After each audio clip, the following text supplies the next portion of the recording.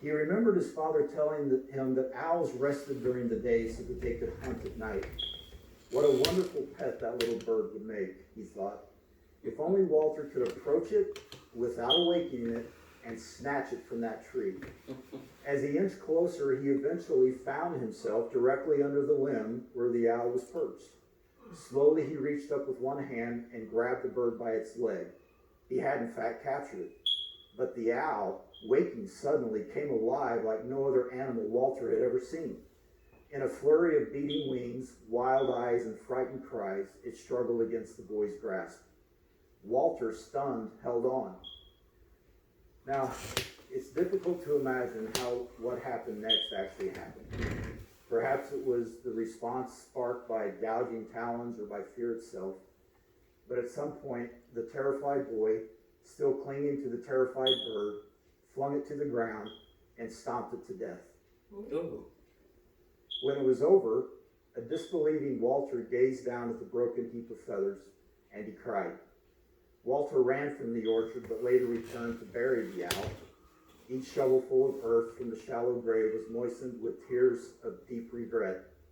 And for some time thereafter, the owl actually visited Walter in his dreams. Ashamed, he would tell no one of the incident until many, many years later, but by then, the world forgave him. For that sad day and lonely summer and the early spring of Walter Elias brought with it an awakening of the meaning of life. Walter never, ever again harmed a living creature. And although all the boyhood promises could not bring that one little owl back to life, through its death, a whole world of animals came into being. For it was then that a grieving 7-year-old boy, attempting to atone for a thoughtless misdeed, first sought to possess the animals of the forest while allowing them to run free, by drawing them. Now the boy too is gone, but his drawings and his vision and his legacy live on in the incomparable, undying art and creativity of Walter Elias Disney. Oh my goodness. Walt Disney. Oh wow. In March of 1938, the New York Times published an article titled Disney's Philosophy. Here's the opening of that article, and I quote, "An owl drowsing in the cool shade of a tree on a Missouri farm one afternoon 30 years ago influenced the career of a man and helped fashion the fantasy of an era. That owl is the only thing that Walt Disney ever harmed. The incident has haunted him over the years. Occurring in a formative period, it directed his attention subconsciously to the birds and gentle beasts that play such an important part of his craftsmanship and helped to shape his philosophy." Close quote. I think there is an extraordinary lesson in this story, particularly at a time when so many of us are trying to make sense of what seems senseless. What was a tragic and traumatizing event for a young Walt Disney informed his vision and passion for the future. It is no coincidence that nearly every Disney movie produced while Walt was alive had an owl in it. Wow. When we experience difficulty, tragedy, fear, frustration, and loss, we are presented with an interesting set of choices. We can let these things paralyze, depress, and frustrate us, or we can allow them to shape and inform our view of the world moving forward and propel us to places we otherwise might not have gone. Experiencing challenges and difficulty without learning and growing from them would be like taking a very difficult trip to go on a cruise to an exotic location and then simply never leaving your cabin.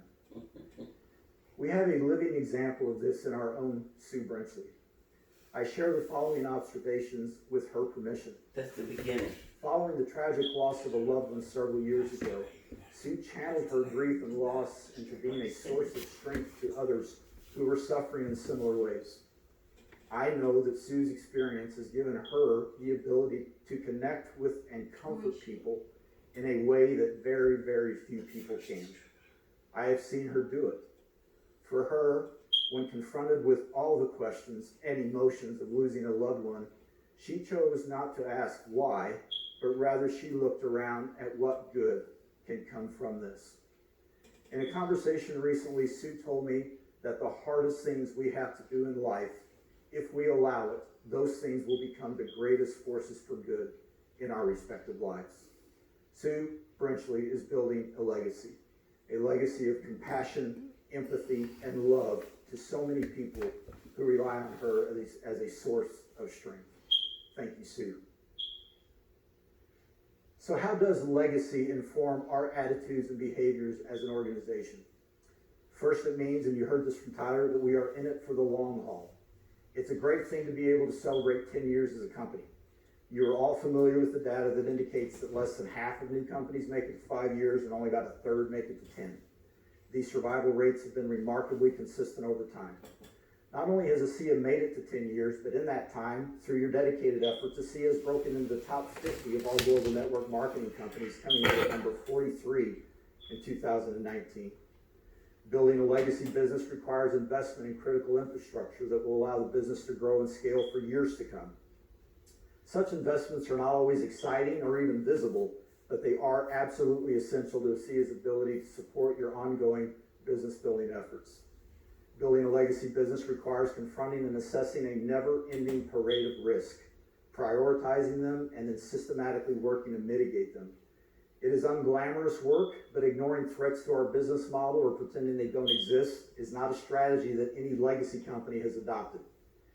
Building a legacy company requires adherence to proven financial principles and practices.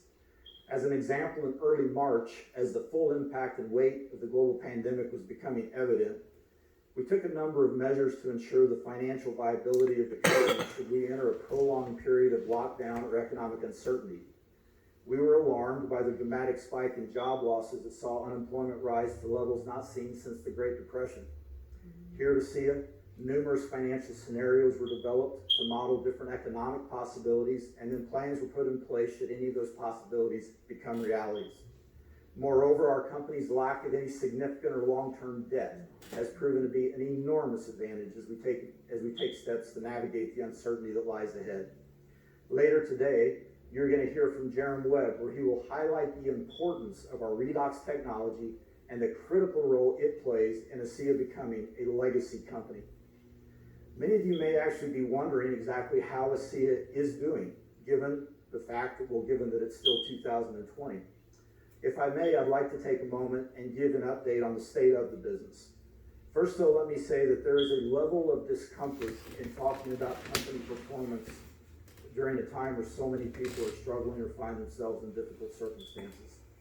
I share this update from a perspective and sense of gratitude, and with the acknowledgement that so many companies and industries find themselves in far less favorable conditions.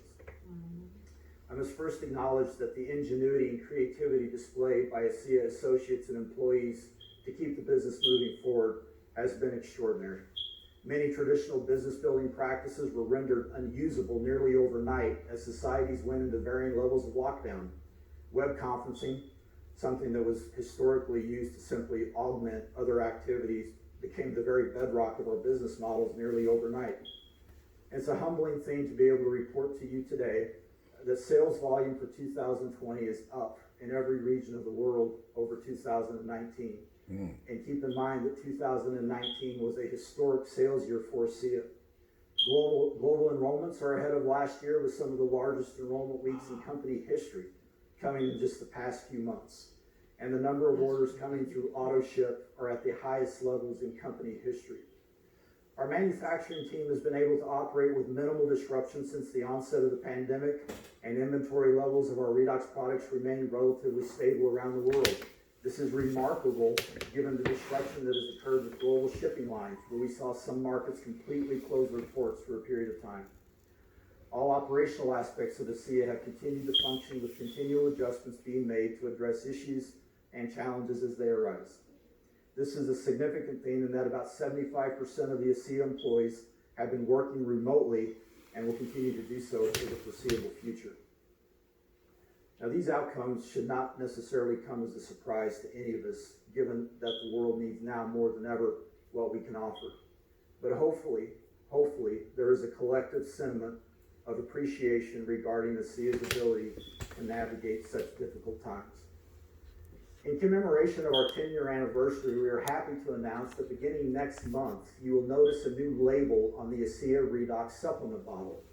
These labels are scheduled to run in all ASEA markets over the next 12 months and are designed to serve as visual reminders of the foundation that has been laid over the past 10 years. It is certainly a great thing to be able to celebrate such milestones, but all of us know that we are destined for far greater things.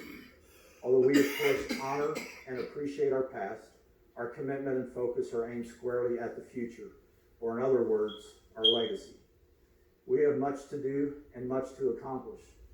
I've said many times that it is not particularly difficult to grow a business. Growing a business profitably is quite another matter, and growing a profitable business year after year after year is how legacy companies are built. Not overnight and not by hype or gimmicks, but by the relentless, methodical, systematic drive to be better today than we were yesterday. 10 years is really not a very long time for a company. Years ago, I had the opportunity to work for one of the great financial institutions in the United States. I was fortunate to be there when they celebrated their 150th anniversary. Their history comprised of navigating the Civil War, 2 world wars, the 1918 pandemic, the stock market crash of 1929, and the subsequent Great Depression, and countless others, disruptions, crises, calamities, not to mention competitive and regulatory threats. When I think back about things like that in companies that have been around that long, it makes me realize that we have a long way to go.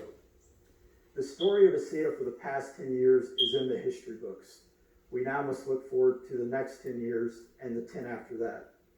Sure, there have been challenges, setbacks, and frustrations all along the way. That will always be the case. Any lasting success is laced with difficulty. But there has also been enormous good unleashed on lives around the world that all stem back to the critical decision made by Burtis and Tyler over 10 years ago to take a revolutionary, largely unknown technology and marry it with the passion and commitment of network marketing. I will close today by expressing my unapologetic optimism about the future. That may seem like a strange thing to say given the state of the world right now, but that is how I feel. We will get through the many challenges that currently beset us. History has shown that we humans are a resilient lot. Yes, we will have to pivot and adjust and adapt, just like the generations did that came before us, and we will. And finally, I feel it important to call our attention to the ASEA core value of humanity, which simply states that people matter regardless of what they can do for us or what role they play. That principle seems more important today than it's ever been. And later today, Tyler will be sharing a critically important message of unity and civility, which is so desperately needed in our world right now. As members of the ASEA family, we are all part of a global, worldwide movement. We are made up of different cultures, races, languages, traditions, and customs, and yet we are one. We are bound together by the great mission and vision of this company, and may we all have the resolve to do our part to ensure that the legacy of ASEA lives on for generations to come. Thank you.